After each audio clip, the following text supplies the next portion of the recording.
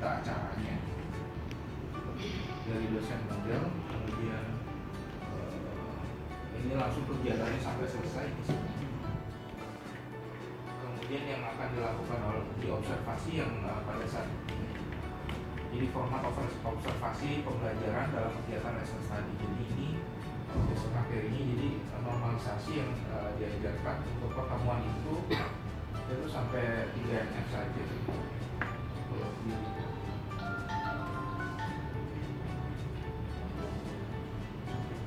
Latihannya juga ada, jadi ada yang tidak hadir? Berapa orang? 2 orang. Silakan di. Terus satu lagi. Ya, oke. Jadi materi hari ini itu adalah materi normalisasi. Tapi sebelum itu saya akan jelaskan dulu kenapa sih harus melakukan normalisasi data. Jadi kita flashback dulu. Sebelumnya ketika kita mendesain basis data, kita menggunakan entity relationship diagram. Ya, jadi entity relationship diagram ada berapa ininya? Ada berapa komponennya? Ada 2. Satunya itu adalah entitas, keduanya itu adalah relasi. Nah, ketika kalian membuat entity relationship diagram, ya, mendesain sebuah basis data, tentunya kalian harus membuat beberapa entitas-entitas yang kemudian direlasikan, kemudian kalian konversi jadi tabel, kan gitu. Nah, pertanyaan saya adalah, apakah ketika kalian mendesain sebuah entity relationship diagram, ya, ketika kalian membuat ERD, apakah sudah berstruktur baik? Belum tentu, ya, bukan berarti pasti belum gitu, tapi belum tentu. Bisa saja gitu ya, bisa saja tabel yang sudah kalian buat dalam bentuk dari awalnya di ERD itu bisa tidak berstruktur baik. Nah, tidak berstruktur baik itu ada 2 jenisnya, redundancy data sama inkonsistensi data. Ya, redundancy itu apa? Duplikasi data. Yang inkonsistensi data itulah datanya tidak konsisten. Ketika kalian melakukan insertion, updating sama deleting itu ada saja kehilangan informasi di dalam sebuah data. Oleh karena itu, normalisasi itu perlu dilakukan, ya. Sehingga normalisasi itu apa? Normalisasi itu adalah suatu proses yang digunakan untuk menentukan pengelompokan atribut. Ya, jadi menentukan pengelompokan atribut dalam sebuah relasi. Nah, relasi ini dalam hal ini itu adalah tabel.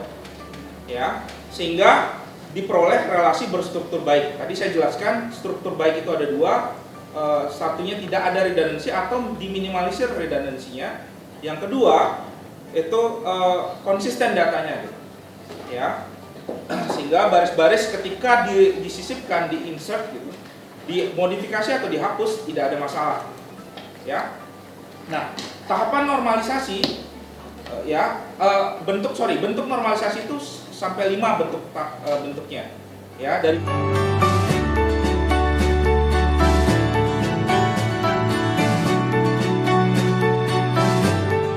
tahun lulus itu apakah dipengaruhi nomor dosen atau pendidikan atau nomor dosen dan pendidikan? Sekarang kalian lihat. Nomor dosen itu apakah mempengaruhi tahun lulus? Iya atau tidak? Tidak? Nomor dosen apakah mempengaruhi tahun lulus tidak kira-kira? Iya. Iya atau tidak? Iya. Apakah tahun lulus itu dependensi fungsional terhadap nomor dosen? Iya. Tidak? Iya. Ya atau tidak? Iya. Ya? Ya, yang tidak siapa? Yang mana yang tidak? Semua ya? Semua ya? Kenapa tahun lulus itu dependensi fungsional terhadap nomor dosen?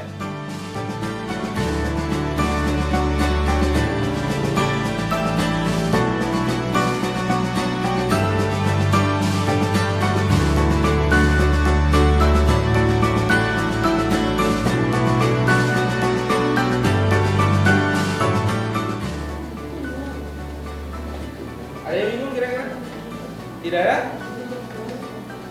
Jelas? Jelas. Oke, sekarang lihat contohnya yang ini. Ada dua, pertama dan kedua. Yang pertama dulu. Oke, yang pertama. Apakah yang pertama sudah first normal form belum? Sudah 1NF nggak kira-kira?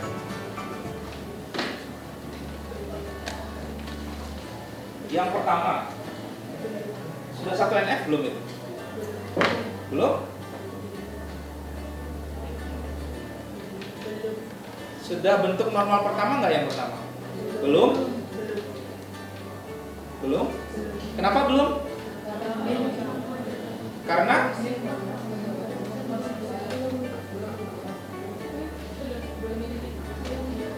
yang mana?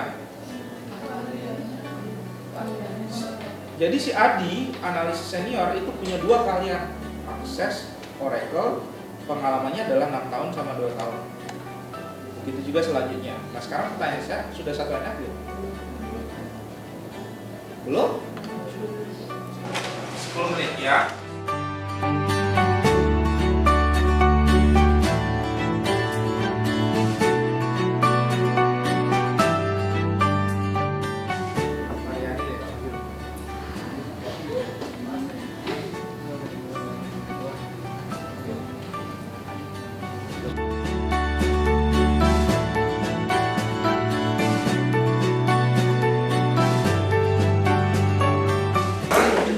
Dependensi dibagi menjadi 5, yaitu dependensi fungsional, dependensi parsial, sepenuhnya, total.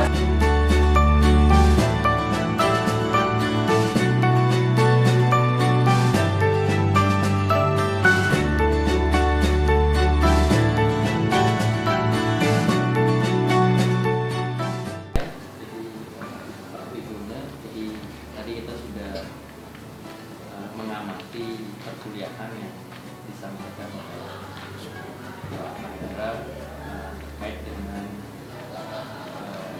mata kuliah basis data, topiknya normalisasi data, database.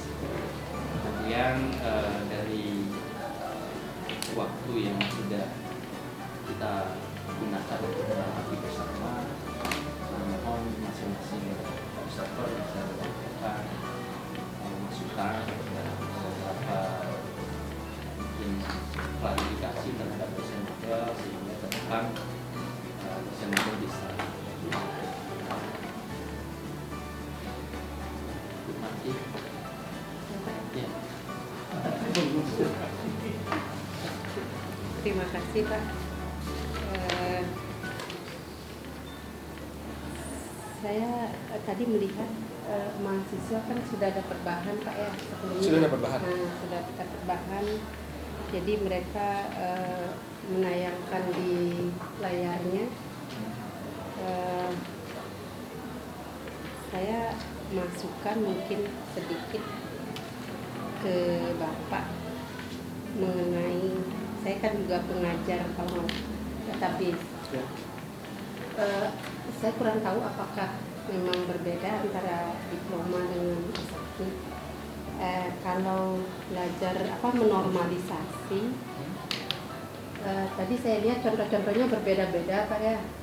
Tabelnya itu berbeda-beda, dan dalam artian skup gimana kalau diajarkan dari awal menormalisasikan itu satu tabel untuk skup satu kasus.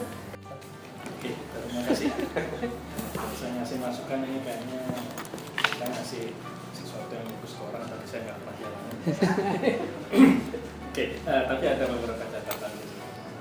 Kalau dari poin positifnya udah semua berjalan dengan baik, interaksi berjalan sangat baik, kemudian mahasiswa di-encourage, sangat ter-encourage untuk mau menjawab lepas dari benar atau salah itu namanya belajar gitu. Kemudian walaupun masih ada sedikit ketakutan untuk salah gitu ya, yang tidak gitu, diam semua. Padahal tadi ada yang jawab tidak gitu ya. Oke, tidak ada masalah, mungkin itu juga pembelajaran untuk mereka berani menyampaikan yang beda, dan terlihat akhirnya kan ada yang jawab 8 walaupun dia tidak bisa menjelaskan gimana sih 8 saya itu dapat. sedikit lebih digali dulu di awal sebagai semacam apa istilahnya pretest atau apa gitu. Sejauh mana sih mereka sudah membaca itu dulu sebenarnya, mungkin kalau dari apa yang sudah diberikan bisa pikirkan sehingga dari langsung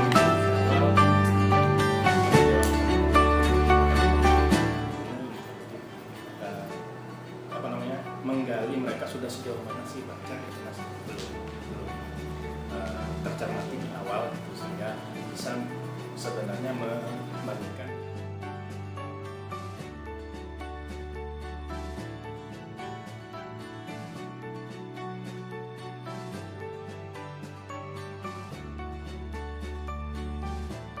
Mungkin perlu dilakukan itu di PTI mungkin ya. Oke, saya kira itu overall dan saya kira sudah berjalan bagus. Nah, ini sebenarnya konsep yang bagus ya, lesson study ini konsep yang bagus sebenarnya.